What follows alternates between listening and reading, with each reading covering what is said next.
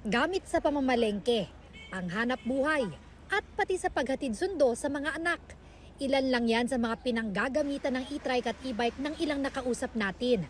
Kaya perwisyo raw ang mahigpit na pagbabawal sa pagdaan ng e-trikes at e-bikes sa mga highway at iba pang pangunahing kalsada simula sa Lunes, December 1. Malaking kawalan, malaking problema kasi unang-una wala akong pambiling sariling sasakyan.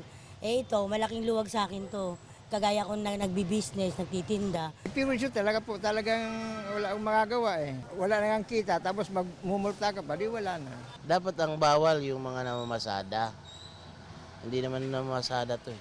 Pamamalengke lang sa panghatid ng mga bata sa school. Wala na, magugutom na kami ulit kasi wala yung hanap buhay.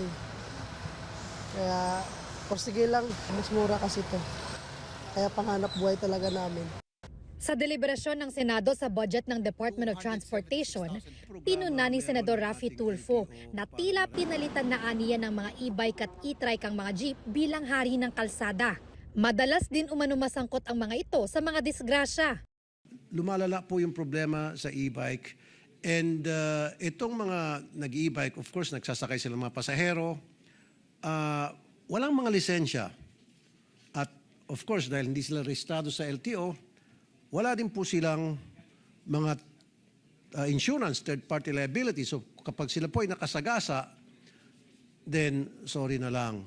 Nag-commit po ang ating bagong LTO head, si Asika Lacanilaw, that by December 1, huhulihin na po lahat po ng mga e-trikes na nasa kalye. Kapag nagsimula na ang hulihan, automatic i-impound ng LTO at DOTR ang mga mahuhuling e-bike at e-trike. Pero pwede pa rin naman daw dumaan sa municipal, barangay roads at mga looban ng subdivision. Una nang naglabas ng memorandum circular ang LTO na dapat iparehistro ang mga e-bike, pero sinuspinde ang implementasyon nito.